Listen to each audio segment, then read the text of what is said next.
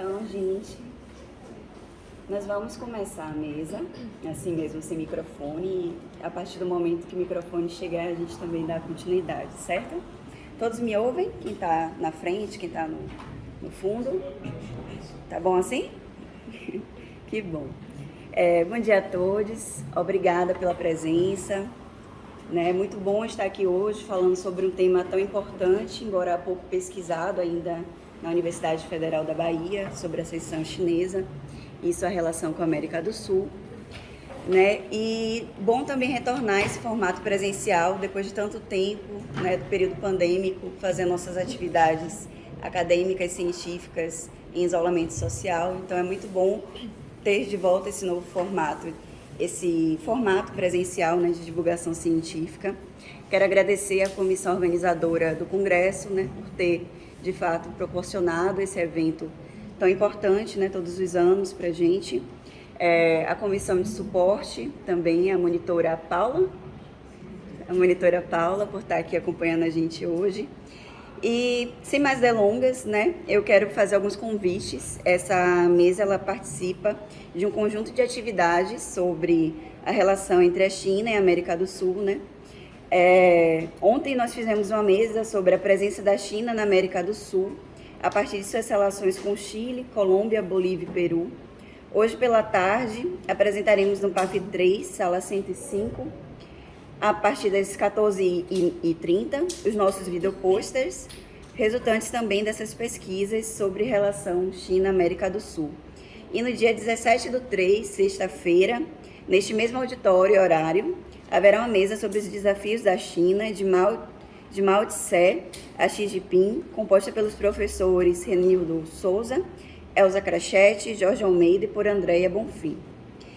Falando agora mais especificamente sobre a mesa que nós vamos apresentar hoje, ela possui como título A Presença da China na América do Sul, em suas relações com Equador, Guiana, Suriname e Paraguai.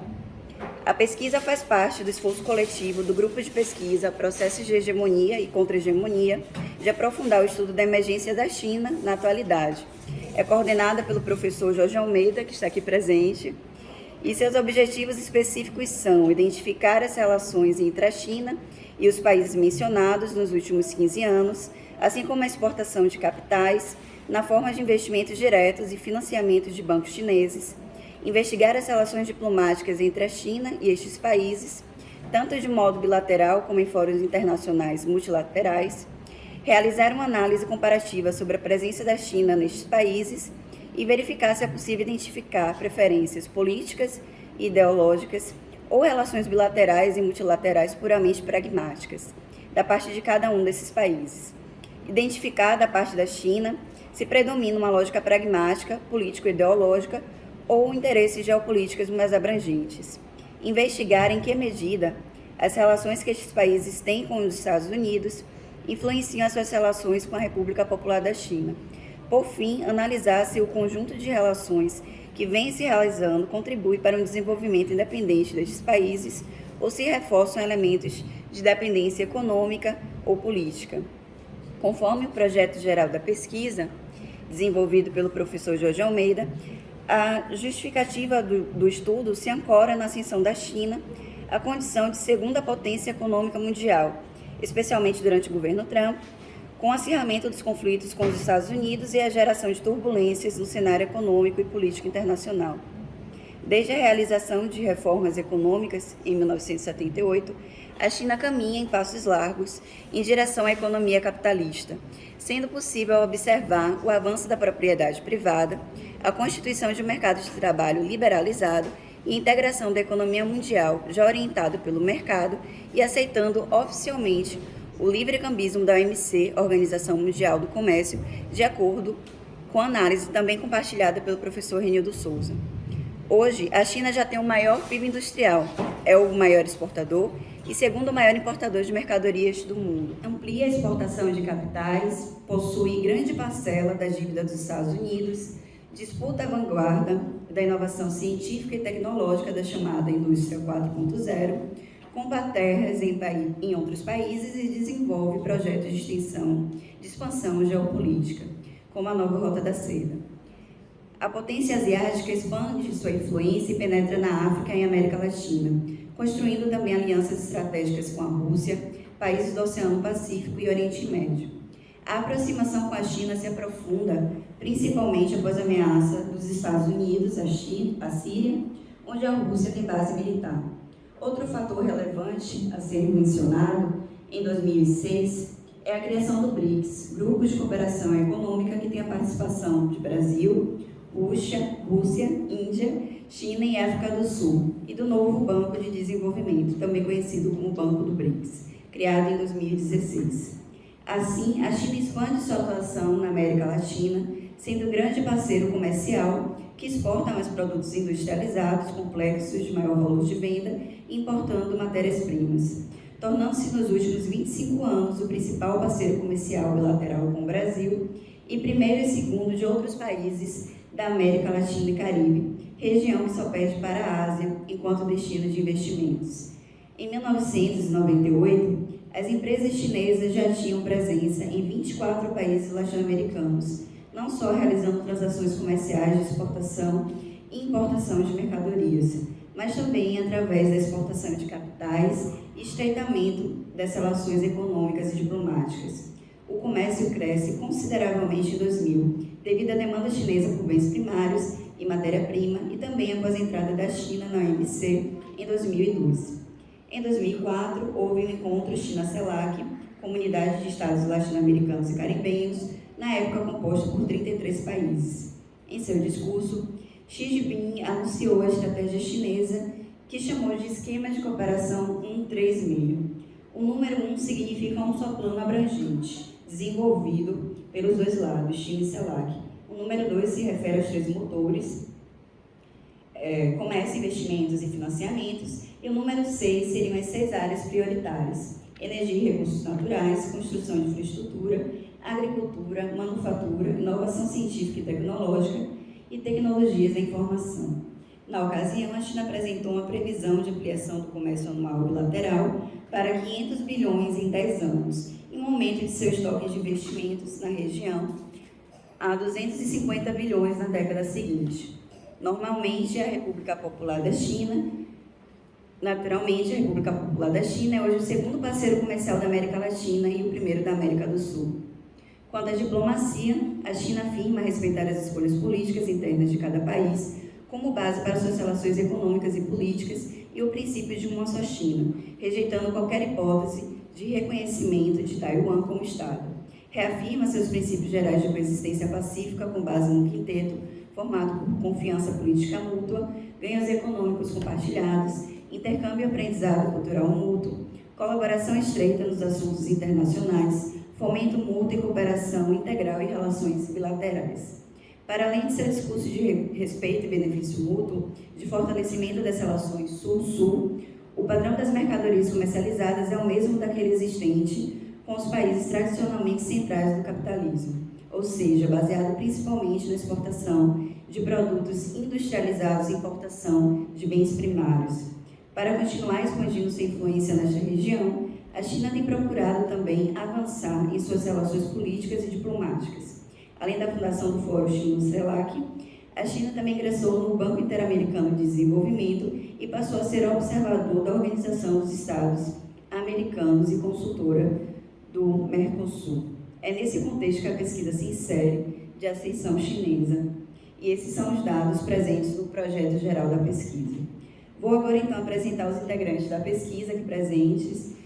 Hoje contamos com a participação de Jeremias Alves Carvalho, que irá falar sobre Equador, Lisandra Catarina Calmon, que irá falar sobre Suriname, Maria Clara Sampaio, que falará sobre Paraguai, e eu, Fernanda São Pedro, que irei falar sobre Guiana.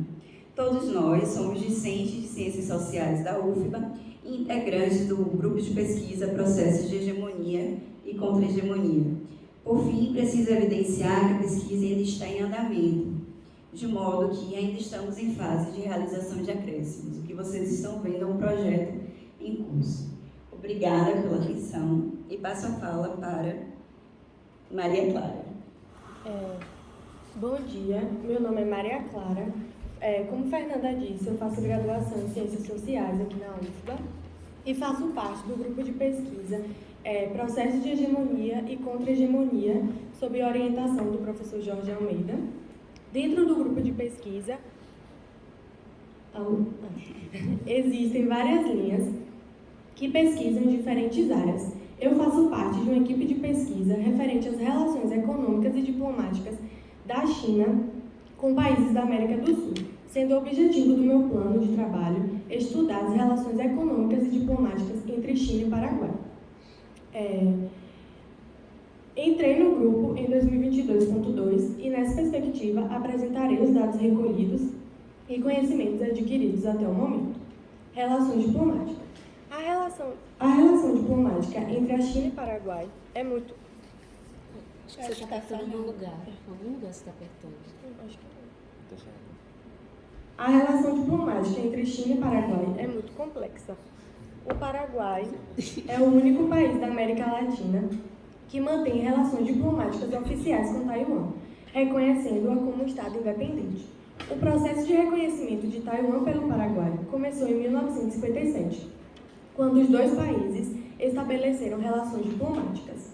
Na época, o Paraguai era governado pelo ditador Alfredo Stroessner, que viu a oportunidade de obter ajuda financeira e tecnológica de Taiwan em troca de diplomático. Enquanto isso, a China considera Taiwan como parte integrante do seu território e se opõe a qualquer reconhecimento internacional de Taiwan como um Estado independente. As relações econômicas. Apesar do fato de que o Paraguai mantém relações diplomáticas com Taiwan e não reconhece oficialmente a China, o comércio entre os dois países é baseado em acordos bilaterais e em contratos firmados por empresas privadas, sem envolver diretamente o governo. Nessa perspectiva, foi criada a União Cultural Industrial, Tecnológica e Comercial Industrial do Paraguai e China, o CITC, com escritórios nos dois países. Essa organização promove a abordagem comercial entre as organizações oficiais e empresas privadas no Paraguai e na China. O comércio. A posição do Paraguai sobre o problema de Taiwan impossibilita a assinatura de um acordo de livre comércio entre a China e o Paraguai. No entanto, isso não impede que grande quantidade de produtos chineses cheguem ao Paraguai. Até 26% das importações paraguaias vêm da China.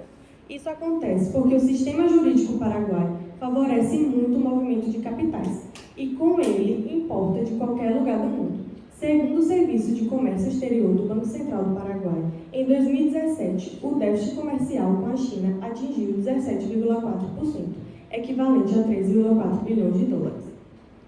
A China se tornou um importante parceiro comercial e de investimento para o Paraguai. Em 2019, o comércio bilateral entre os dois países foi cerca de 1,5 bilhão de dólares, com o Paraguai exportando principalmente soja, carne e couro para a China. É válido ressaltar que a soja é o principal produto de exportação do Paraguai para a China, e uma grande quantidade dessa soja não está registrada como exportação paraguaia para a China, porque passa pela Argentina ou principalmente pelo Uruguai. Então, a China registra esses grãos como exportações uruguaias ou da Argentina. Enquanto as importações do Paraguai, proveniente da China, acho que está falhando um pouco. Aproximar. Da China, são principalmente produtos eletrônicos e de informática, produtos químicos, maquinaria e equipamentos. A China hoje é o maior exportador do mundo. Em segundo lugar, encontra-se os Estados Unidos, em terceiro, a Alemanha, e Taiwan, por sua vez, encontra-se em 16º.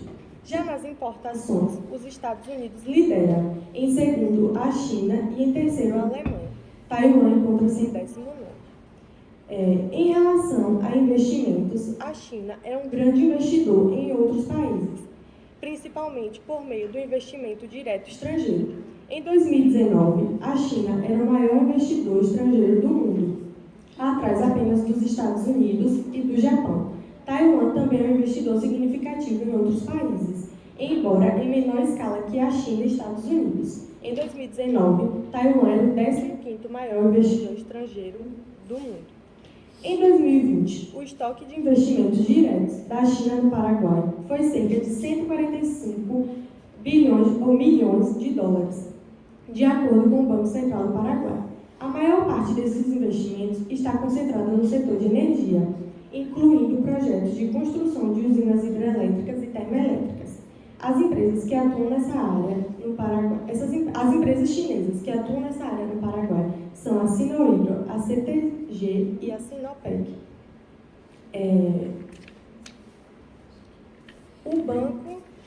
O Banco de Desenvolvimento da China, o CDB, tem fornecido financiamento para vários projetos de infraestrutura no Paraguai nos últimos anos.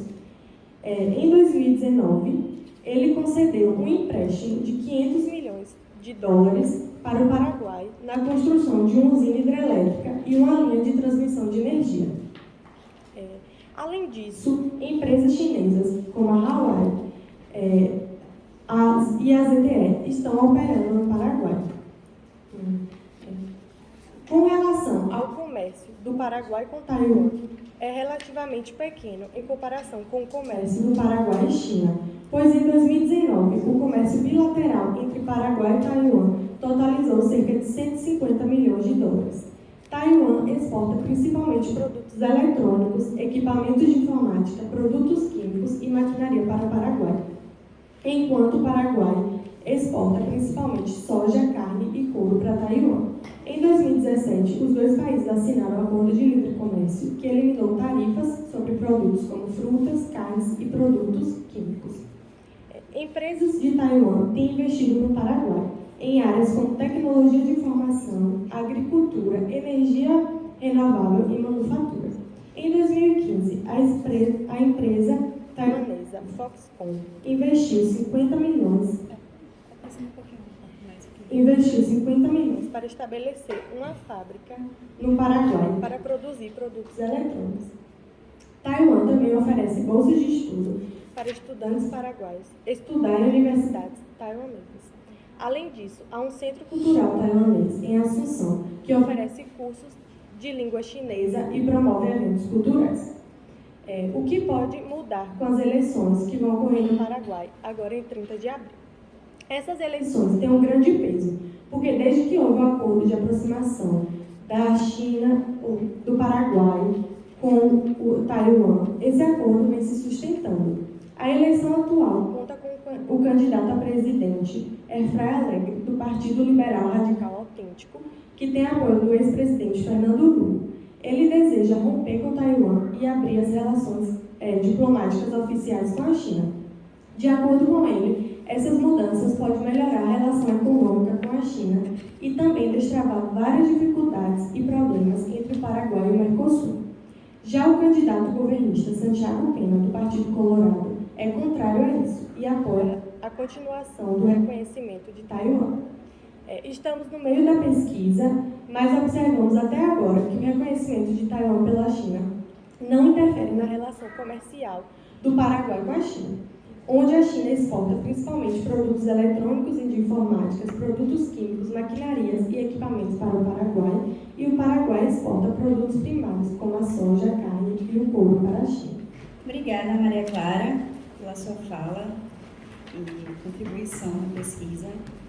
Muito interessante, muito completa, né? Apesar de estar em desenvolvimento, ela trouxe realmente muitos dados nesse período de pesquisa, né? Vou passar a fala para Jeremias, que vai falar sobre Equador. Só uma orientação na hora que for tocar no microfone, eu acho que ele é bem sensível, né? Ele tem um botãozinho que a gente quase não percebe quando segura, para não dar interferência. Ok. Bom dia, gente, mais uma vez. Como a colega Fernanda já fez as nossas apresentações, né, então eu vou pular um pouco essa parte e seguir adiante, porque realmente estamos já tivemos atraso no começo, então para não ficar com falta de tempo, né. Também componho, né, a equipe do grupo de pesquisa PIBIC, onde meu plano de trabalho específico é, no caso, estudar as relações econômicas e diplomáticas entre China e o país Equador, né. Assim como a colega Maria mencionou, eu entrei também no grupo de pesquisa no semestre de 2022.2 e diante disso apresentarei todos os dados recolhidos até o atual momento. Na tabela de objetivos específicos presentes no meu plano de trabalho, especificamente de fazer o levantamento, né, dos dados do desenvolvimento das relações diplomáticas entre os países, assim como também a identificação e quantificação das relações comerciais estabelecidas e expressas em importações e exportações de mercadorias entre ambos no período dos últimos 15 anos, acrescentando também na identificação de investimentos diretos de capitais e financiamento de bancos chineses no país. Na tabela dos meus resultados específicos na pesquisa, como componente, né, eu busco elevar minhas habilidades como pesquisador, melhorando a abstração de compreensão dos conteúdos teóricos, como também melhorar a habilidade de levantamento de dados, análise científica, crítica e criativa dos mesmos, estabelecendo uma relação equilibrada entre dialética e teoria e fato, da teoria e fato.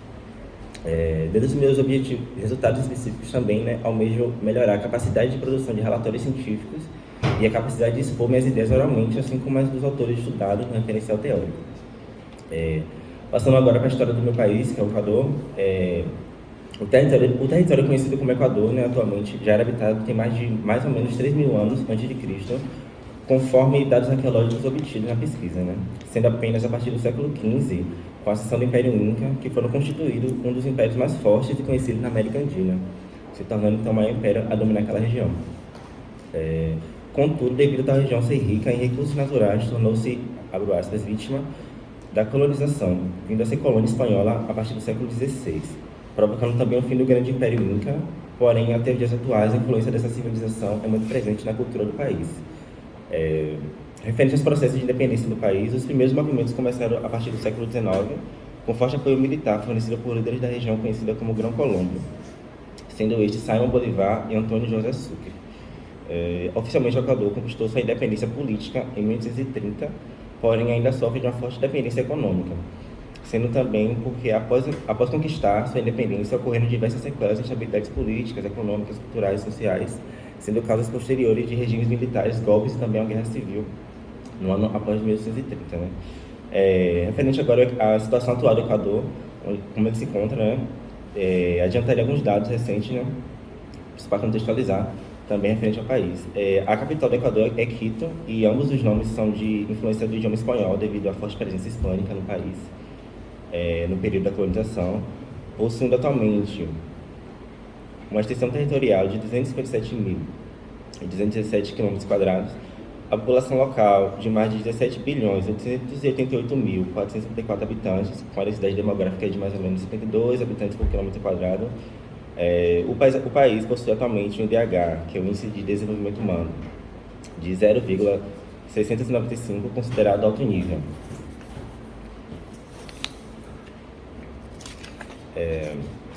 Tem como idioma oficial espanhol, essa moeda é o dólar estadunidense.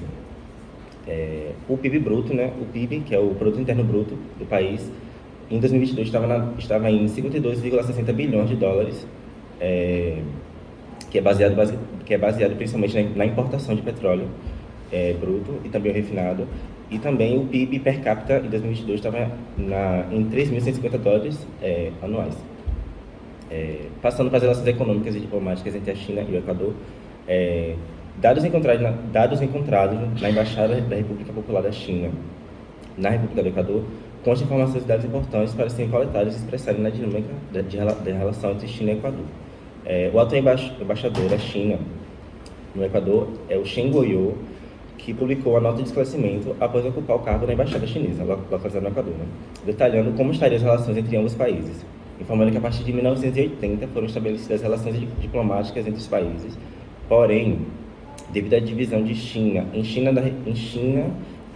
República da China e China em 1949, o Equador continuou estabelecendo relações com a República da China, que atualmente é Taiwan, devido ao país ser reconhecido oficialmente pela ONU, né? E sendo apenas em 1971 que o Equador reconhece a República Popular da China diante da Organização das Nações Unidas em 1980, voltando a estabelecer relações econômicas e diplomáticas com a República Popular da China, que é a China atual.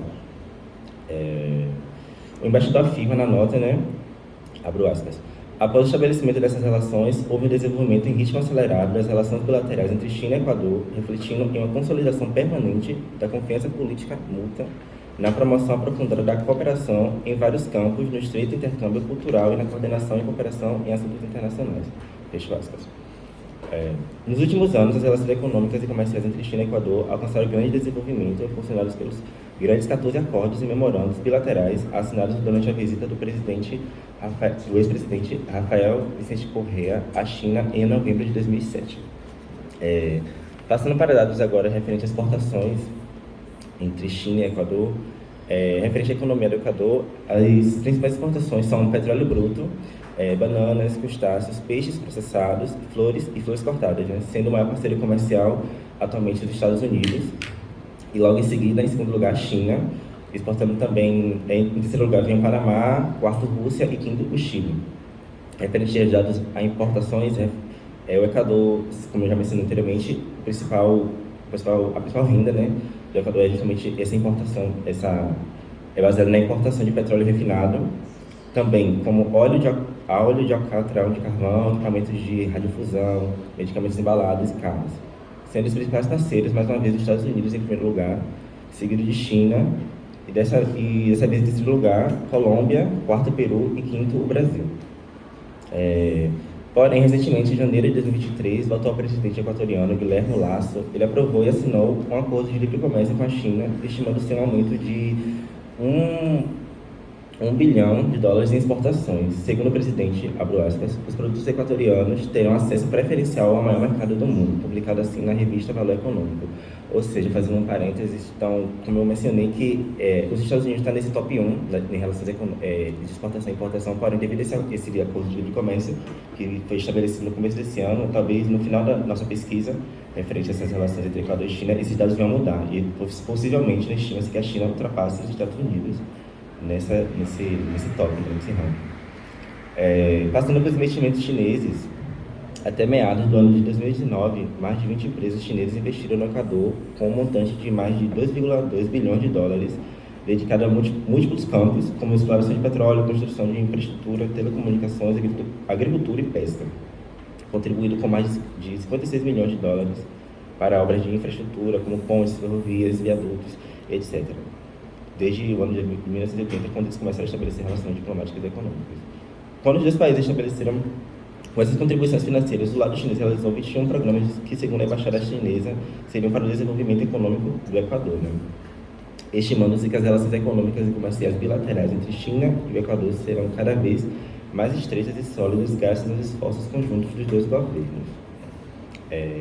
Passando para a visita dos presidentes, né, aos respectivos países, temos como informação que o atual presidente Xi Jinping, chinês, ele visitou a República do Equador em novembro de 2016, e sendo o presidente equatoriano Lenín Moreno, que visitou, né, a China em dezembro de 2018, o ex-presidente Rafael Correa, como eu mencionei, visitou em 2007, e o atual presidente Guilherme Lasso, ele visitou a China em 2022, na abertura dos Jogos Olímpicos de Inverno, né?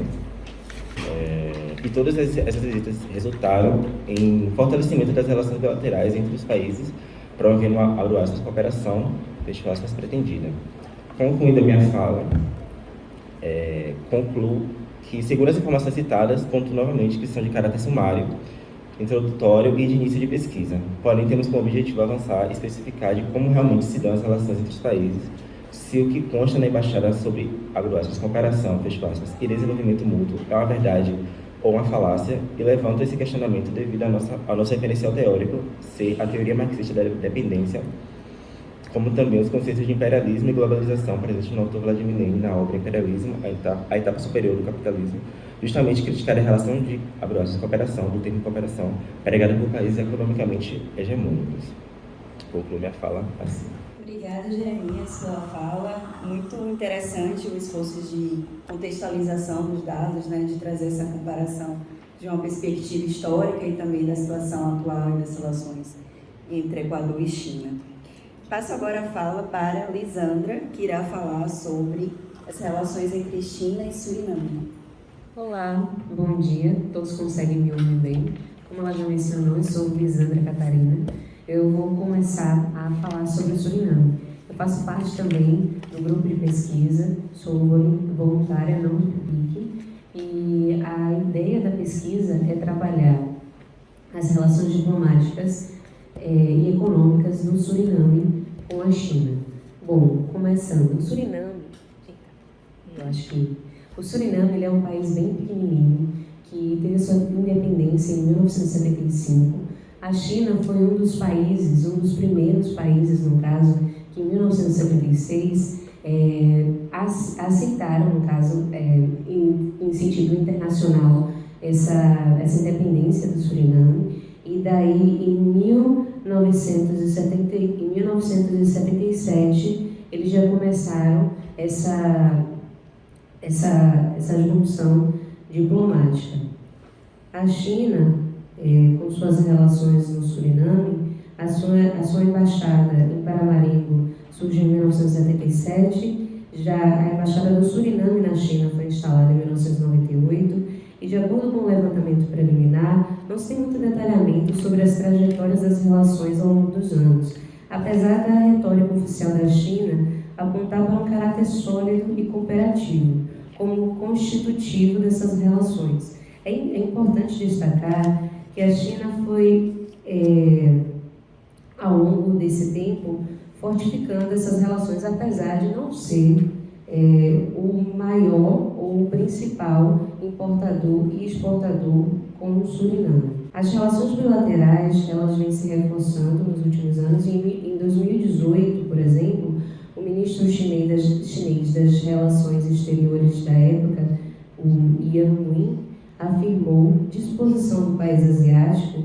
de aprofundar os laços entre os países. E essa disposição, inclusive, foi reforçada pelo interesse do Suriname em ingressar no megaprojeto, que é a nova Rota da Seda. Outrora, que temos um fato muito importante estabelecido em 2019, que é a Associação Estratégica de Cooperação entre os dois países. Os presidentes de ambos os países, respectivamente, o Xi Jinping e o Désiré Bouterse, que no caso é o Bouterse, se reuniram anteriormente em Pequim para tratar dessa elevação das relações bilaterais a um novo patamar.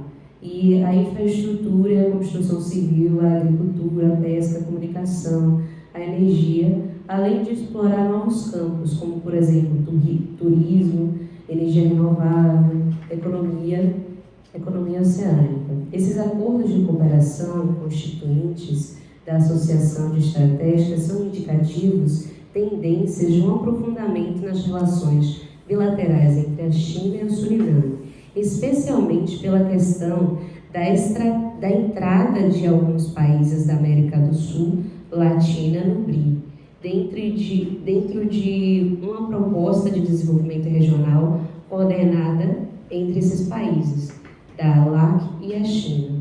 Outro fator muito importante, significativo para essas relações bilaterais entre os dois países, foi a assinatura do primeiro acordo de cooperação bilateral em 2021.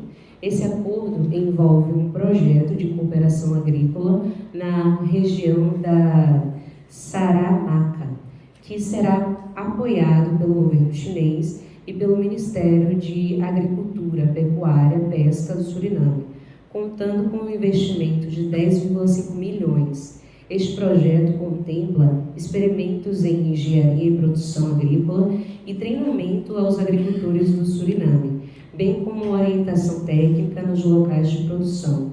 Na região, se estuda a produção em larga escala de milho, soja e proposta de inovação e tecnologia na atividade agrícola do país.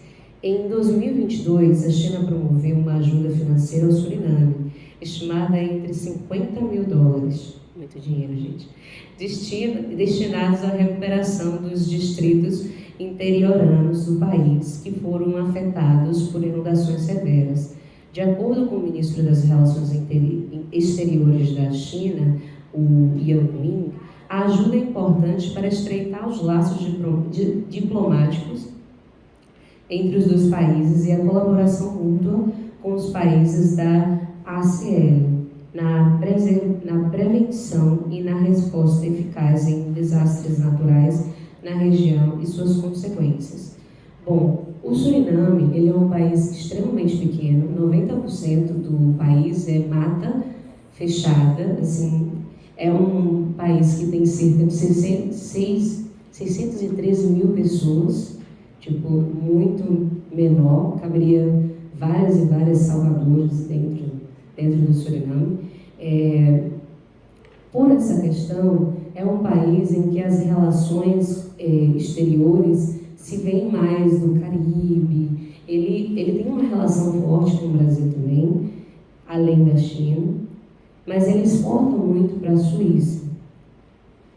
Por essa questão, por ser um país pequeno que explora pouco o seu território, é um país que trabalha primordialmente com matérias-primas. Ele exporta muito a bauxita, a borracha, o ouro.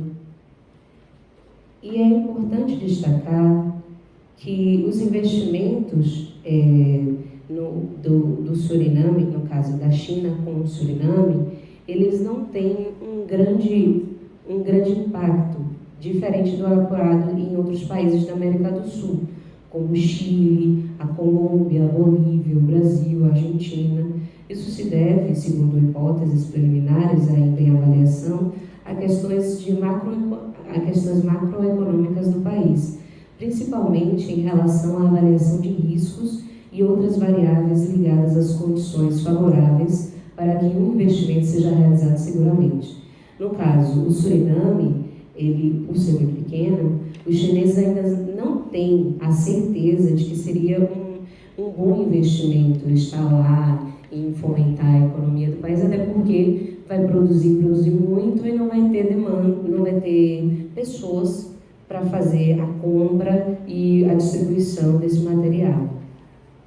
Na infraestrutura, uma das iniciativas encontradas foi a construção de moradias no Suriname, por parte de Road Homes International, que é uma filial da empresa chinesa Shangsha, né? Cujo setor de atuação é de construção civil, especialmente envolvendo pré-fábricas, pré-moldes. Esse empreendimento, anunciado em 2016, seria conduzido pela empresa chinesa com o apoio do Fundo de Cooperação Chinesa na América Latina, cujas operações se iniciaram no mesmo ano, contando com o apoio do Banco de Exportação e Importação da China, que é o China Asian Bank, e com o State Administration of, gente, não sou muito boa em inglês, que é o órgão do governo chinês responsável pelo controle normativo das atividades financeiras e das reservas internacionais do país. Esse fundo de cooperação é um desdobramento do plano de cooperação que já havia sido divulgado pela China em 2014. Bom, no setor mineral, em 2022, a mineradora chinesa Zijin, empresa pública do setor de mineração, anunciou a aquisição de 95% da participação da mineradora privada canadense que explorava a mina de ouro em Rosedale, ao norte do país.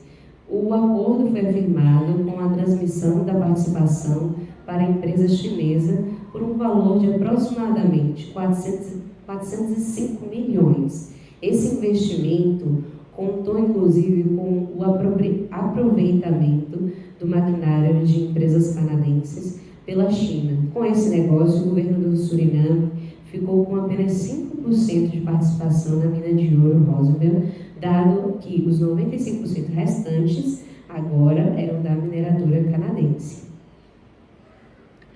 No setor de transportes, há indícios de que a China estaria estudando a construção de um trem expresso que ligaria o Suriname aos países vizinhos, que são a Guiana Francesa, não deixando de destacar que o Suriname, antes de ser Suriname, em 1975, ele era uma Guiana holandesa, e que após vários colapsos internos do sistema, porque ele passa por oscilação entre ditadura e república, sendo que o maior líder ditatorial continua circulando nesse meio, ele foi preso agora em 2019, mas por isso eles têm essa relação dificultosa agora com a Holanda, e foi cortada, de certo modo, um pouco as relações com os ingleses, por conta desse problema entre eles, fora que existem muitas guerras internas. O Suriname, ele é um país muito diverso e ele consegue lidar bem com essa diversidade. Porém, os marons, que são os negros que fugiram das fazendas, que vivem no interior do Suriname, eles queriam ter uma participação maior, eles queriam mais, como posso dizer, mais igualdade. E daí eles se rebelaram por um tempo e isso gerou um caos financeiro muito grande no Suriname. Bom, e para finalizar, vou fazer alguns outros destaques, porque o tempo está muito curto, né? O Suriname é um país interessantíssimo, quem quiser pesquisar depois é maravilhoso. Vou falar da baixa participação da China nas exportações do Suriname ao longo do período entre 2005 a 2020, com pouca variação, ficando atrás de diversos países desenvolvidos como Estados Unidos, Alemanha, Espanha, França, Suíça. Na quarta posição em 2020 ele estava, e em 2005 ele sequer estava entre os 10 principais países para onde o Suriname exporta seus produtos. Então, esse investimento maior da China no Suriname é muito recente, principalmente porque agora eles acham, e estão procurando evidências maiores, talvez já tenham encontrado, até então eu não tive muitos acessos, porque é um país que divulga pouco do seu processo interno de petróleo. Então, eles estão ali tentando entrar mais a fundo para participar nessa extração de petróleo. O crescimento lento das exportações para o Suriname no período de 2005 a 2020, observando a evolução das operações pelos seus valores anuais, totais e índice de participação percentual nessas operações é muito baixa. A pauta de exportação predominante, marcada por produtos primários, no caso, advindos da atividade de madeira, química, industrial e de pesca, pouco mais de 80% das exportações para a China são de madeiras e derivados. Em relação às importações, percebe-se um quadro diferente.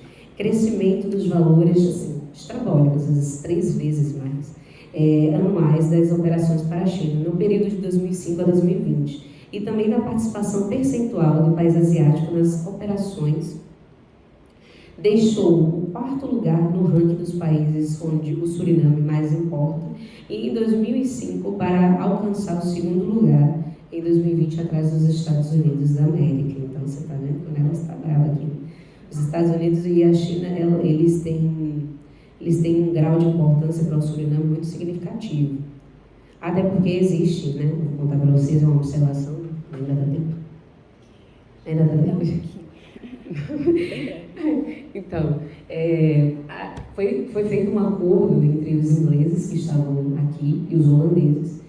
Então, os ingleses ficaram com a Nova Amsterdã, que hoje é a atual Nova York, e os holandeses ficaram com o Suriname, porque aqui no Suriname se tinham umas plantações, e eles acreditavam que as terras eram mais férteis para que essas plantações pudessem vingar. Hoje em dia a gente sabe que Nova York deu muito mais resultado do que o Suriname. Mas enfim, só para concluir, gente, por favor, desculpem falar demais, eu sou assim, falo muito.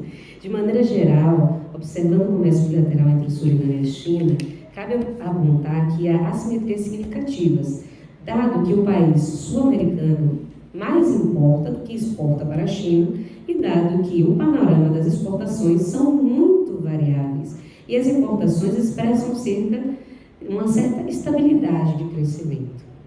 Muito obrigada pela atenção de todos, espero que tenham gostado. Obrigada, Lisandra, pela fala. É interessante como mesmo o Suriname sendo um país de pouca extensão territorial, né, e pouca numerosidade populacional, quanto essas relações com a China também mantém esse padrão de estreitamento, né, de expansão. Continua atendendo a esse interesse chinês também de aproximação com a América do Sul. E essa tensão que gira em torno da China com os Estados Unidos, que ela trouxe bem no finalzinho da fala, bem bacana. Vou iniciar minha fala então, eu sou a última, né? Meu plano de trabalho ficou centrado nas relações entre China e Guiana durante os últimos 15 anos, ali em 2006 a 2021, mas trouxe também algumas atualizações de 2022, fazendo um panorama histórico para a gente situar um pouco em relação à Guiana. A Guiana, ela foi colônia, né? Ela se localiza no norte da América do Sul, possui uma grande diversidade étnico-racial, linguística e também político-ideológica. Isso se deve principalmente em relação a uma grande quantidade de fluxos migratórios, logo nos seus primórdios, né, enquanto colônia. Inicialmente vieram os espanhóis, né, era uma área que, na verdade, não era muito interessante às potências estrangeiras, às metrópoles, porque era considerada como uma área majoritariamente composta de mangue, né? E o que se buscava eram riquezas minerais.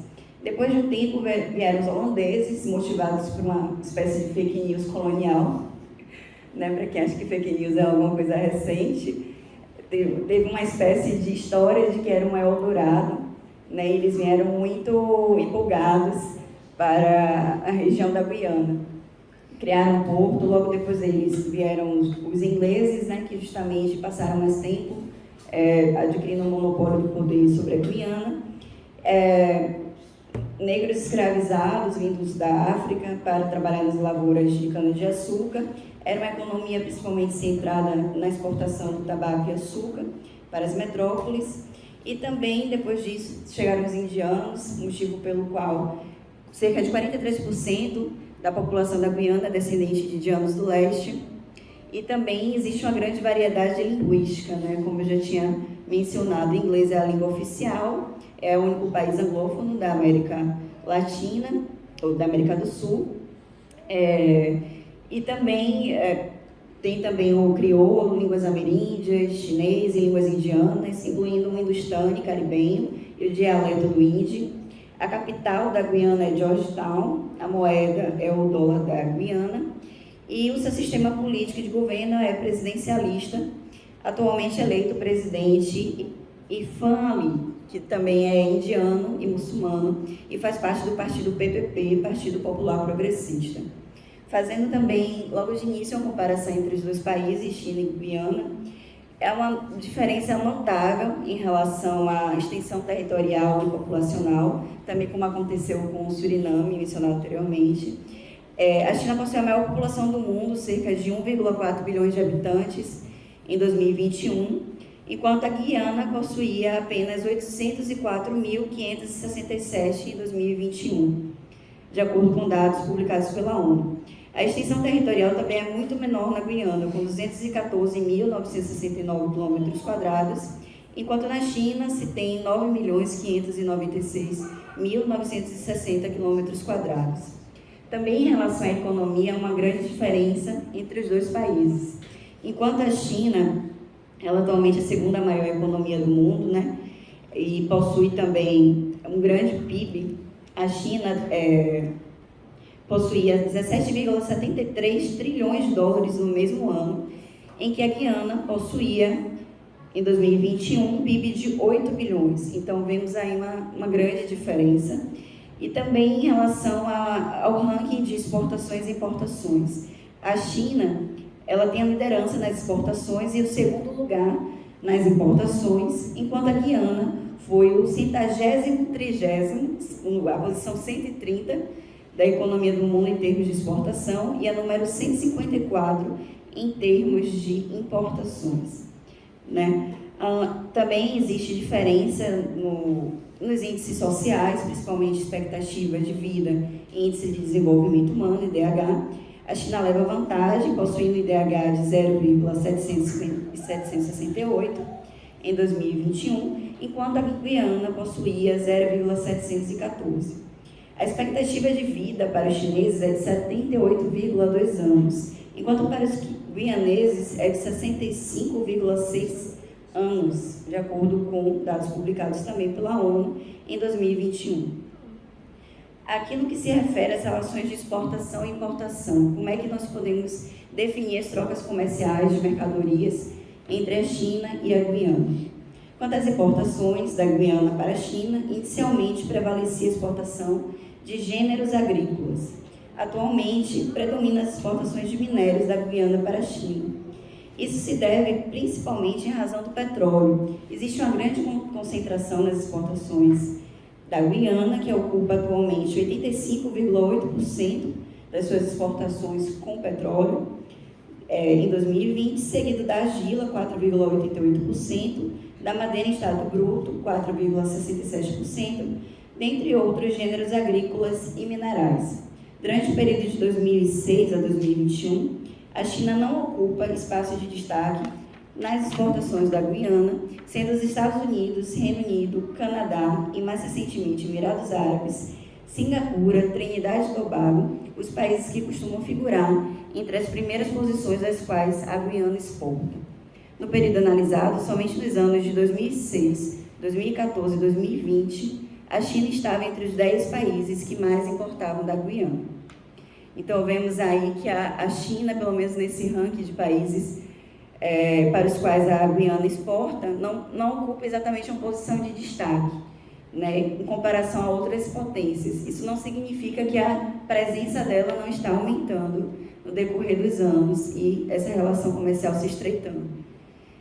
Quanto às exportações da China para a Guiana, a China exporta uma grande variedade de mercadorias, com destaque para máquinas, equipamentos, lâmpadas, diversos apetrechos eletrônicos, itens domésticos, partes de veículos automotores, dentre outros, de acordo com o Atlas of Economic Complexity of Harvard, de acordo com dados de 2020. A China oscila entre a terceira e a quarta posição entre os países dos quais a Guiana mais importa, durante o período de 2006 a 2021. Entre os países que estão acima da China se destacam os Estados Unidos e Trinidade e Tobago. Outros países importantes são Venezuela, Suriname, que aparecem alguns anos específicos acima da China, de acordo com os dados da CEPAL. Então, nós percebemos que a China exporta muito as suas mercadorias para a Guiana, mas, em compensação, ainda não é tão expressiva em termos de presença nas importações de produtos colombianos, ou de produtos guianeses, desculpa. Quanto às exportações da China para a Guiana, também é necessário mencionar uma grande diversidade. Enquanto a Guiana possui uma maior concentração do petróleo, a China possui também uma maior diversidade e complexidade de valor agregado dos seus produtos. No que se refere aos investimentos, a China expande sua participação em investimentos diretos na Guiana, mantém o seu padrão de investimento nas áreas de geração de energia, transportes, telecomunicações e infraestrutura. Articula estrategicamente diversas formas de lucro e comercialização, realizando empréstimos e investimentos em construção de estradas, enquanto vende carros e motocicletas, em telecomunicações, enquanto expande sua venda de celulares e demais tecnologias de comunicação, em geração de energia, enquanto vende eletrônicos. Todas essas formas de lucro, enquanto expande sua influência econômica na região e amplia a dependência do país latino. Dentre os grandes investimentos em curso, podemos destacar, por exemplo, um projeto de estrada para ligar a Guiana ao Brasil, no intuito de minimizar o tempo de viagem entre o norte brasileiro e a Guiana. A China assumirá o financiamento e a construção. Ainda não consegui encontrar exatamente os termos desse contrato, já que a pesquisa está em desenvolvimento, mas é um dos próximos passos de aprofundamento da pesquisa. O ministro das Relações Exteriores, inclusive, afirma que os termos do financiamento e não o país de origem deles são os elementos cruciais. Então, a gente percebe aí um certo discurso pragmático que diz respeito exatamente à busca da maior lucratividade e da maior celeridade nesses projetos e não necessariamente um compromisso direcionado para a China especificamente. Podemos notar um certo pragmatismo também por parte da China, que sempre procura expandir as suas relações comerciais, independentemente da posição política e ideológica do governo, embora o governo atual da Guiana seja muito próximo da China. E outros projetos também interessantes são a construção de portos de águas profundas na costa norte da Guiana e o asfaltamento entre Lethan e Rupununi. No setor energético, a ExxonMobil descobriu 4 bilhões de barris de petróleo recuperável na costa da Guiana. A companhia petrolífera China National Offshore Oil Corporation detém uma participação de 25% no bloco da ExxonMobil. Então, nós vemos aí também essa participação na exploração de petróleo. Em 2012, a China Railway First Group ganhou um contrato de 500 milhões de dólares para a usina hidrelétrica Amália Falls. Então, tem toda uma polêmica cercando esses termos dos contratos da hidrelétrica, acusações de corrupção quando a gente vai para uma investigação das matérias jornalísticas. Dizem também que há um pouco emprego da mão de obra local, pouca observância dos termos do contrato, do prazo de terminar os projetos, então existe uma certa controvérsia em relação a esse projeto. Também vale mencionar a aquisição da empresa chinesa Bosai, da mina de Baoxi Taomai, perto de Linden, na Guiana, em 2007, melhorias no aeroporto internacional de Zhejiang pela China Harbour Engineering, a construção de novo hotel em Marriott, em Georgetown, e a construção mal sucedida de uma fábrica de açúcares Kellogg's, investimentos da empresa chinesa Baixamin no setor madeireiro, que enfrentou uma suspensão, já eu explico por quê, rapidamente, quando eu falar das relações diplomáticas, e a construção de conexões de cabos de fibra óptica pela Huawei na costa da Guiana, e a tentativa da empresa de telecomunicações da Huawei de instalar uma linha de fibra óptica conectando Georgetown ao Brasil de acordo com o Diálogo das Américas.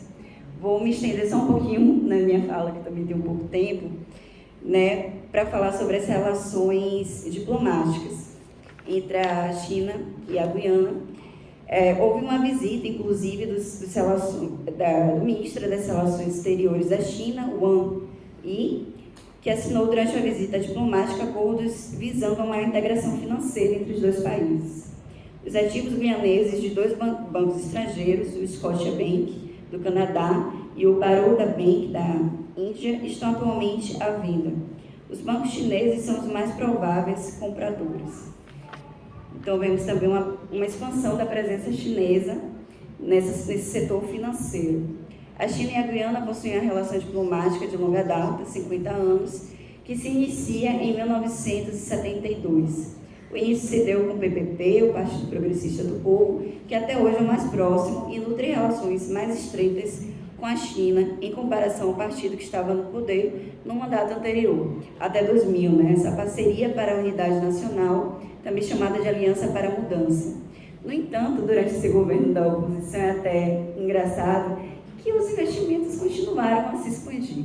Ou seja, houve toda uma manifestação dos líderes políticos, né, do presidente da Guiana, em relação a essa resistência aos investimentos estrangeiros da China e da degradação ambiental que isso poderia causar, do monopólio de recursos naturais, mas não houve uma diminuição no padrão total de investimentos, houve estreitamento de laços e houve inclusive a doação de 31 equipamentos militares chineses e de um avião de transporte militar chinês, assim como a doação de 2,6 milhões em veículos doados para a força policial.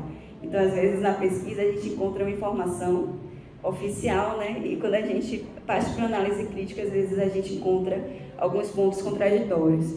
Quanto à relação com Taiwan, a Guiana segue o princípio da China única, contudo, houve uma pressão chinesa para que desistisse de acordo para a instalação de um escritório comercial de Taiwan na Guiana, revertendo o anúncio em poucas horas. Teve esse acordo do escritório comercial de Taiwan na Guiana, e aí a China pressionou para que a Guiana voltasse atrás, então por isso houve essa retirada do anúncio em poucas horas.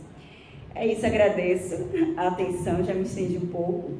E agora a gente vai abrir a mesa para comentários que vocês queiram tecer, questionamentos, acréscimos, dúvidas, angústias, talvez são válidas. Obrigada, eu agradeço também meus colegas de mesa, e é isso.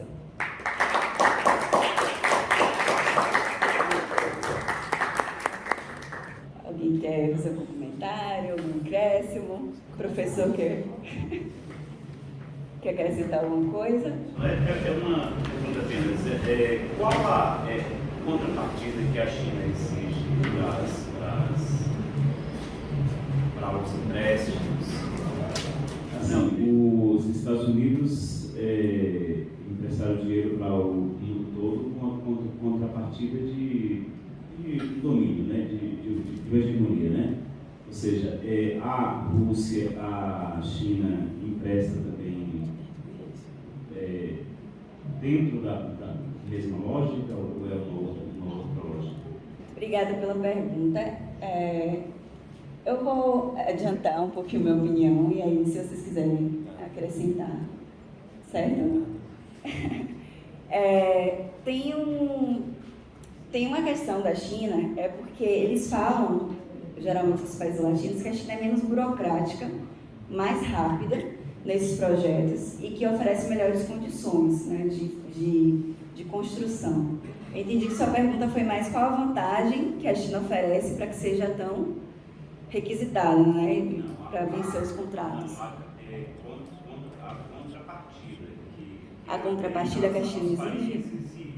E os interesses ocultos que ela tem, né? Ah, sim. A China tem muito interesse, porque, primeiro, que ela é uma grande exportadora de produtos tecnológicos e complexos, industriais, manufaturados. Então, você expandir sua zona de influência, suas trocas comerciais, fazendo com que esses países, por exemplo, tenham estradas, tenham meios de transporte, isso vai fazer com que a China não só lucre, né, com esse monopólio também desses transportes, dessas vias de estradas, de construções, mas também com a venda de automóveis, motocicletas, né, de toda uma série de equipamentos e de mercadorias de alto valor, né? Em compensação, ela importa produtos de menor valor, de gêneros agrícolas, minerais e de maior impacto ambiental. Isso faz com que ela tenha uma certa vantagem financeira em relação a esses países. Também tem a questão de emprestar e também cobrar por esse empréstimo. Às vezes é uma doação, às vezes é de fato um empréstimo, mas em ambas as situações há vantagem também em relação a essa ampliação da influência nesses países. Não sei se eu respondi. Eu queria só fazer uns acréscimos na fala da verdade, eu acho que ela já consegue englobar um pouco, mas sua pergunta foi bem interessante porque me lembrou muito o que discutimos no nosso material, no nosso referencial teórico, justamente no nosso grupo de pesquisa. Quando a gente discutiu a referente ao livro do professor Renildo, né, sobre a China. Então, no caso, a gente, no caso, como eu estou iniciando a pesquisa, né, eu como iniciante, entrei no semestre de 2022 para 2022, de antemão, né, referente a esse material, esse vazamento que eu posso dar para você uma resposta assim sucinta, referente a essa pergunta, eu posso dizer que, assim, como os Estados Unidos atualmente, né, está nesse ranking mundial de realmente um grande, como podemos dizer, um grande, sei lá, um monstro, assim, que realmente está realmente estabelecendo essa relação de dominação extrema. A China, ela vem como também com esses intuitos, porém, como você mencionou, intuitos ocultos. Ela chama, que é até um termo que o próprio Nilo utiliza no texto, no livro, que é o Ghost Bank, que no caso seria um tipo de banco fantasma, banco oculto. Então, no caso, outras táticas, essas táticas vêm como eu posso mencionar, encobertas, né, de diversos termos, jargões, que podem ser que acabam filtrando os mercados de diferentes países, de forma que é aceitável para os países aceitarem esses acordos. Então, por isso que o capital chinês acaba penetrando de forma mais fácil em outros países, principalmente os países do hemisfério sul, né, da periferia. Então, no caso, quando a China utiliza, por exemplo, a grande marca dela nos produtos dela, que é Made in China, no caso é como se fosse justamente um termo, uma técnica de fazer com que penetre esses capitais de forma mais, digamos, não tão bruta, e que os países se sintam na condição de estar claramente, evidentemente, sendo dominados, mas estão estabelecendo uma relação de cooperação, de ajuda. Então, isso permite justamente essa facilidade entre países estabelecerem acordos com a China do que estabelecer com os Estados Unidos. Então, baseado justamente nisso, por exemplo, acréscimo na palavra da Fernanda. Bem esse argumento da relação de contribuir para o desenvolvimento dos países do Sul, né? Acho perfeita essa lembrança. A segunda dúvida? Não abri uma dúvida, acho que é só para tentar, né, completar a fala. Ótima fala dos colegas. Acho também que o professor Jorge pode depois completar, né, melhor.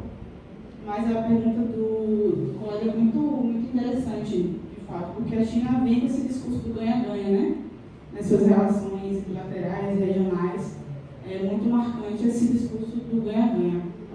E aí, é um questionamento que a gente, no nosso processo de pesquisa, também vem tentando destrinchar, entender a natureza lógica, né, para desmistificar, fazer uma análise de forma crítica, né? E aí o colega fala, os Estados Unidos, quando emprestavam, eles tinham as condicionalidades, né? Então, o FMI empresta, o Banco Mundial, mas vocês vão ter que privatizar, né? Fazer todo aquele processo de privatização. E aí com a China parece um pouco diferente, né? Aparentemente diferente. Então, é uma inquietação minha também, né? Também estou em processo de pesquisa, né? Para compreender melhor essa retórica do ganha-ganha, né? Mas, de forma provisória, é que eu entendo, o professor Jorge pode com certeza melhorar essa colocação depois, questionar ou completar, é que a China entra ela avança, né? Ela entra para o mundo capitalista, vamos dizer assim, numa fase diferente, né? Uma fase imperialista, uma fase neoliberal do capitalismo. Então ela já entra na lógica de produção capitalista em um momento em que essa lógica se encontra em uma outra fase. Acho que é um ponto, né? E em um momento em que a dependência na América Latina já se encontra bem desenvolvida. Então, assim, essa dependência, as condições econômicas que permitem, né, a reprodução da dependência, elas estão bem estabelecidas ali na América Latina. Então, se no momento inicial os Estados Unidos, né, através de seus órgãos, né, multilaterais, faziam essas exigências, né, talvez nesse momento de maior maturidade dessas relações de dependência, talvez não seja preciso, né, fazer de forma tão óbvia. Então, acho que ela consegue fazer esse processo, reforçar esse processo de privatização na América Latina sem fazer, muito entre aspas, né, sem fazer tanto esforço. Ela já encontra as economias latino-americanas vamos dizer assim, mais enfraquecidas por um processo de anos, né, de relação de dependência. Então, talvez seja por aí, assim, tentar pensar o porquê dessa diferença, né? Mas o fundo é que não deixa de ser uma relação de exploração, não deixa de ser uma relação centro-periferia, dependência e imperialismo. Então, a questão de fundo principal, ela permanece. Então, continuamos sendo... na verdade, o que acontece é que a China ela vai acentuar essa dependência, esse padrão de dependência. E acho que é por aí, talvez seja por aí também. Bom dia. Primeiramente, parabenizar a mesa pelo esforço de pesquisa.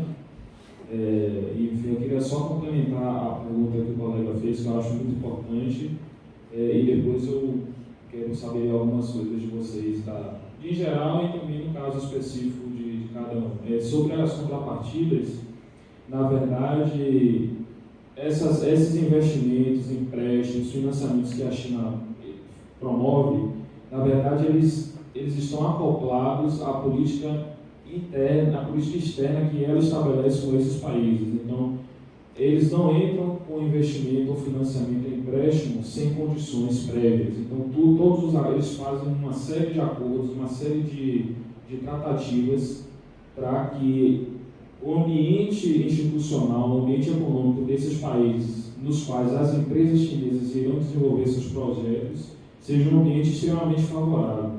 Então, a contrapartida é que aqueles compromissos firmados anteriormente, os acordos que são firmados anteriormente para garantir incentivos de toda sorte para as empresas chinesas se instalarem, todos esses acordos não são, vamos dizer assim, revisados a ponto de impedir ou colocar qualquer tipo de entrave institucional.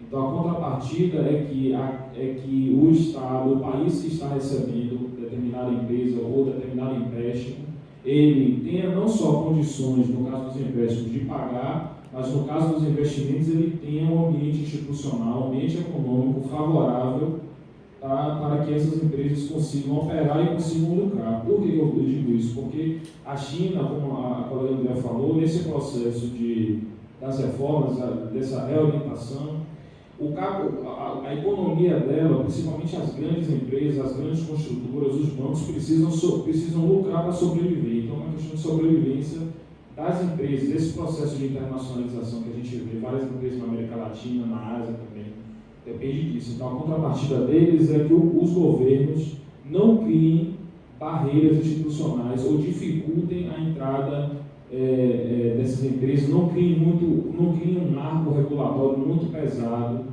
com muitos entraves para a atividade dessas empresas. Eu dou um exemplo do Chile, por exemplo.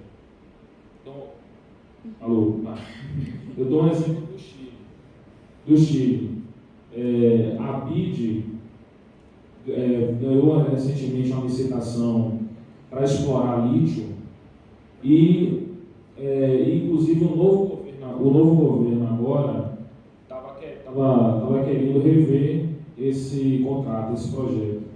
E alguns empresários chineses, representantes de empresas chinesas no Chile, já deram declarações públicas em relação ao novo governo, ao novo presidente, de que essas tratativas que já vinham sendo feitas há muito tempo, porque é um processo muito longo, para que isso não fosse interrompido. Então, a contrapartida pública deles é essa exigência. Tá? E sobre rapidamente, para fechar aqui, eu queria saber de vocês como é que vocês percebem essa relação econômica do ponto de vista do comércio bilateral, dos investimentos com as relações diplomáticas. Qual é a relação que vocês veem nisso? Porque não são coisas separadas. Então, a China entra de determinada forma. Então, são relações que são interdependentes. Eu queria saber de vocês, de maneira geral, como é que vocês percebem isso e como que vocês percebem também as particularidades políticas dos países nessa relação. E, mais uma vez, parabenizar também a mesa e o esforço de pesquisa de vocês também. Essa relação entre o comércio e os investimentos, na verdade, está tudo interrelacionado, né? A diplomacia e também a parte econômica. É justamente esse discurso do Sul-Sul, das relações de países do Sul com países do Sul, do ganha-ganha. Justamente essa ideia de que a China vai contribuir para o desenvolvimento dos países latino-americanos, né? E da América do Sul, principalmente aqui, que é o foco da pesquisa. E aí, através desse discurso também se facilita esses acordos comerciais, né? E também essa expectativa por uma modernização. Esse discurso da modernização, de que realmente está acontecendo uma contribuição para o desenvolvimento das forças produtivas desses países, é que acaba gerando também justamente essa via de fluência para esses contratos e até um pouco desse encobrimento dessas desvantagens, às vezes, na balança comercial, né? Justamente de acreditar que esses países vão obter vantagens a longo prazo em sua infraestrutura, na sua rede de transporte, de comunicações. Então, em relação ao comércio, a gente percebe justamente essa expansão também dos investimentos. Ambas as áreas de atuação da China estão em expansão, e isso depende também do governo, né? Em questão, existe o pragmatismo, como já foi abordado, de justamente privilegiar essas relações comerciais e de não fechar portas também por questões político-ideológicas. A única exigência é esse reconhecimento da China única e o não reconhecimento de Taiwan. Então, a minha contribuição, eu não sei se eu cumpri com toda a pergunta ou se tem mais algum ponto que eu vou abordar. Os colegas, se quiserem acrescentar. Vou falar especificamente do Suriname, tá? Foi uma pergunta bem grande. O Suriname ele é um país pobre, então ele busca investimentos, né?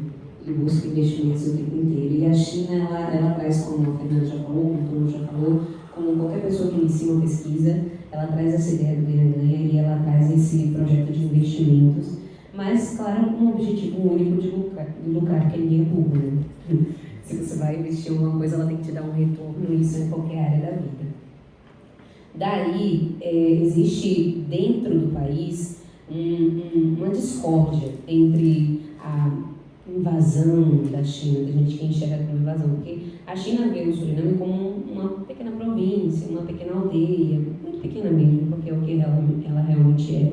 E daí ela se detém a investir pouco nesse país, só que dentro do país, o pouco que ela investe já impacta de forma muito grande, porque pouco para poucas pessoas é muito, não é verdade?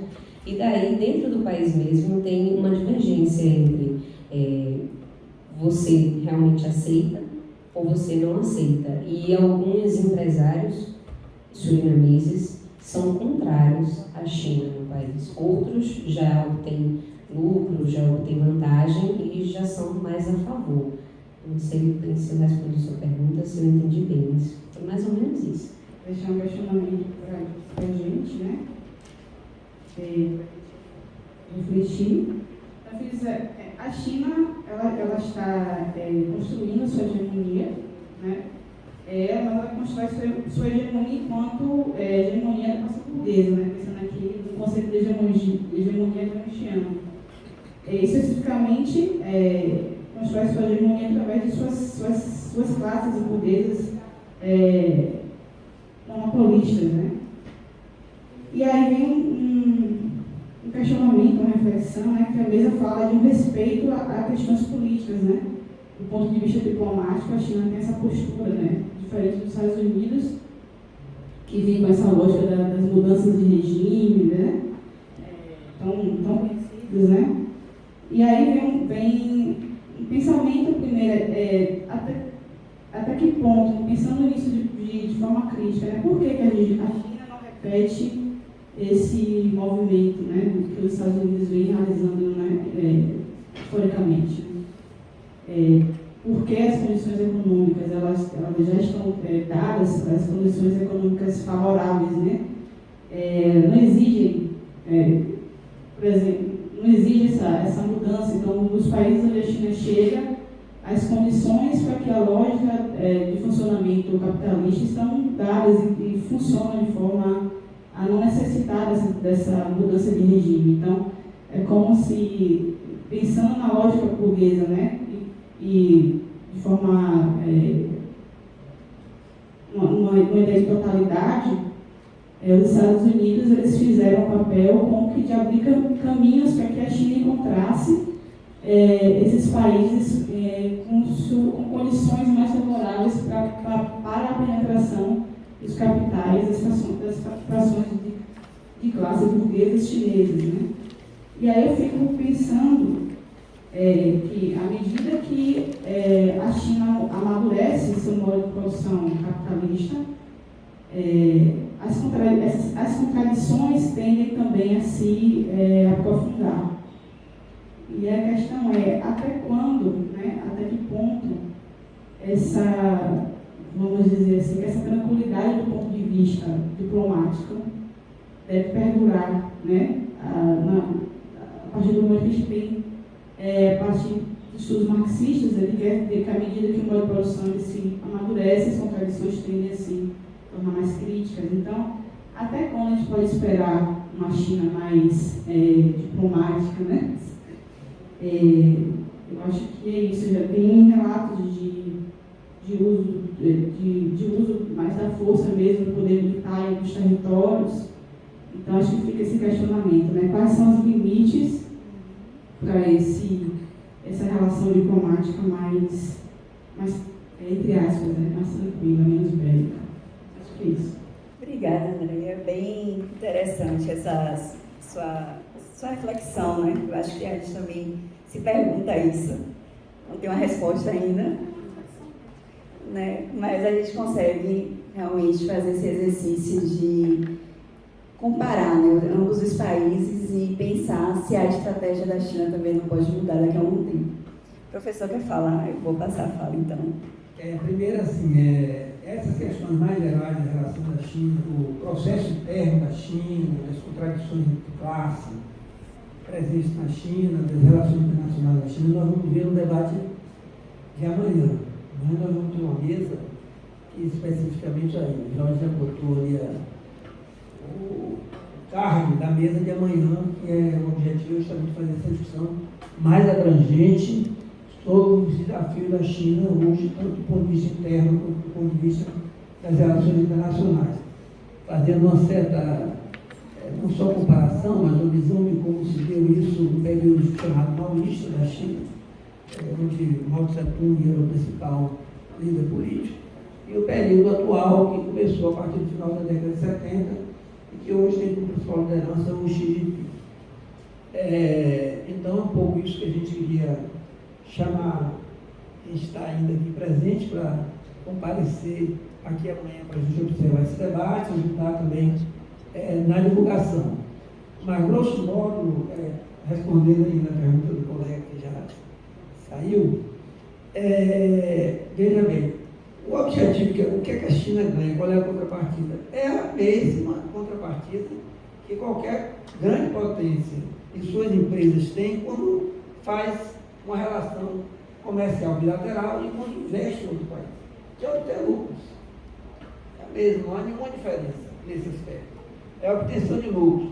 Numa relação comercial que é desigual, né, desequilibrada, porque a China produz, exporta principalmente, produz industriais de alto valor tecnológico, e importa bens primários. Como regra geral, a gente viu aqui nos 4 casos, foram muito bem apresentados aí pelo pessoal, uma experiência nova que eles estão tendo, exceto Fernanda, que já tinha feito a apresentação ali anterior no webinário nosso virtual, né? Presencial é a primeira, e eles, Maria Clara, Lisandra e Jeremias, é a primeira vez que apresentam, certo? Uma atividade acadêmica, então, assim como pessoalmente teve ontem na apresentação anterior. Então foi muito boa, expressou isso, a gente vê que em todos os casos, independente das particularidades dos países, dos regimes políticos de cada país, e das mudanças de regime que ocorreram em cada país, tipo de governo mais à direita, à extrema direita, mais considerado de centro-esquerda, etc., a presença da China só cresce. E cresce porque se tornou uma potência econômica fundamental do ponto de vista internacional e da inserção do mundo capitalista. Todas as relações internas da China são relações sociais baseadas no capitalismo, na exploração da força de trabalho, do trabalhador e trabalhadora, na obtenção, na produção de valor, de mais-valia e de lucro para as empresas.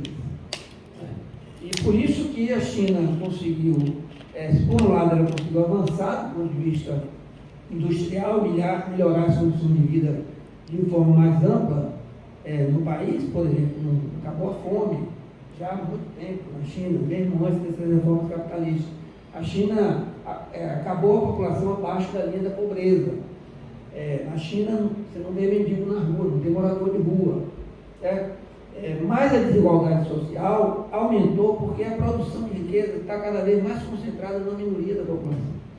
Então, hoje na China, a desigualdade social é típica e maior até do que algumas potências tradicionais capitalistas. 1% da população chinesa detém 30% de toda a riqueza produzida no país. Para a China, isso é muita gente. É muita gente. Como a China tem 1 bilhão e 400 milhões de habitantes, 1% são 14 milhões de pessoas. Então, 14 milhões de pessoas super ricas. A China é o segundo país que tem mais bilionários contados em dólar no mundo. Já tem cálculo de 500, alguns já são mais de 600 bilionários. É o segundo depois dos Estados Unidos. Né? Então, isso remete a esse aspecto. Então, esse tipo de relação vai para fora, é a mesma coisa quando vai para fora. Então, é um comércio desigual e é chamado de exportação de capitais. Quando a empresa chinesa faz investimentos fora. E para que faz esse investimento? Para ter lucro também. Vai buscar onde tem uma força de trabalho barata, que está aqui na América do Sul, condições de produção super fáceis, porque todos estão querendo vender para quem vier, você só vê os candidatos todos no Brasil, com campanhas e tudo, que vão atrair capitais, atrair investimentos. Então, eles estão abrindo condições para isso, diminuindo os impostos, facilitando os terrenos para as empresas estrangeiras virem. Então, a China vem com esse objetivo, porque é mais lucrativo vir, porque é uma vantagem disso. Então, raramente, na verdade, são raros os casos onde você tem algum tipo de apoio financeiro a fundo perdido, tipo doação. Certo? Então, quando se fala em cooperação, tanto da China como de outros países, esse termo de cooperação foi inventado pelas grandes potências capitalistas antigas. Né? Então, todo investimento, financiamento passa a ser chamado de cooperação. Na verdade, não é uma cooperação, é um investimento com fins lucrativos. Certo? São essas palavras que vão mudando, como deixar de chamar imperialismo, para chamar de globalização, que é uma coisa glamurosa. Certo? Uma coisa glamurosa. Mas é o mesmo imperialismo. É a mesma forma que você chamar trabalhador, né, os patrões chamam os trabalhadores de colaboradores. Uma coisa mais suave, mais leve. Né? Ou chamar subempregado de empreendedor. O cara que está lá malhando na bicicleta para distribuir comida, né? É um empreendedor. Não é subemprego, superexploração. Assim aparece também esse termo de cooperação. É a maneira que dá uma capa de uma coisa mais tranquila, etc. Agora, por que isso acontece, mesmo sem o uso da força, sem precisar um país invadir o outro? Porque a classe dominante dos países da periferia gostam disso, querem isso e ganham com isso também. Não é o povo do Suriname, da Guiana, do Paraguai, do Equador, do Brasil, da Argentina, da Colômbia, do Chile, que ganham. Na verdade, quem ganha são os grupos econômicos dominantes, os agentes políticos dominantes desse país. São os donos do agronegócio que vendem seus produtos, certo? São as empresas, outras que estão aqui, que fazem o comércio, que fazem transações, que estão lucrando com isso. São os bancos que financiam de alguma maneira. Aqui não vê, mas só os bancos chineses, os bancos brasileiros ganham com a China porque eles financiam empresas do agronegócio que exportam para a China, e etc. E com isso eles ganham, então eles querem que a China esteja presente. Então há toda uma pressão das classes dominantes locais para acontecer isso. Isso é que faz, por exemplo, no caso, a Colômbia, né, que apresentou o trabalho ontem. A Colômbia tem 7 bases militares nos Estados Unidos, dentro da Colômbia, por conta de todo o histórico da guerrilha que tinha lá, do suposto combate ao narcotráfico. Os Estados Unidos tem 7 bases militares dentro da Colômbia. Ou é o maior parceiro econômico da Colômbia hoje é a China. Com tudo isso. E eram governos de direita ou extrema-direita até o ano passado, que veio agora um governo considerado de esquerda, centro-esquerda, mas toda a história, até o ano passado, que era um governo variável de direita para extrema-direita, a China ultrapassou os Estados Unidos. Ou aqui no Brasil, durante o governo Bolsonaro, todo o discurso contra a China. E, no entanto, o comércio da China com o Brasil ampliou grandemente durante o governo Bolsonaro. E os investimentos chineses também. Então, é assim que eu queria concluir, convidando vocês para estarem presentes aqui amanhã, certo? Quem aguentou até agora, certamente poderá aguentar. Também voltar amanhã para a nossa mesa, certo? E mais uma vez, dar aqui parabéns aqui à equipe que apresentou o trabalho hoje. Obrigado. É isso, gente. Obrigada pela presença, pela atenção também, né? É uma mesa longa, mas acredito que foi muito proveitoso para todo mundo, né? E falar de um tema tão importante quanto esse. Obrigada e boa tarde.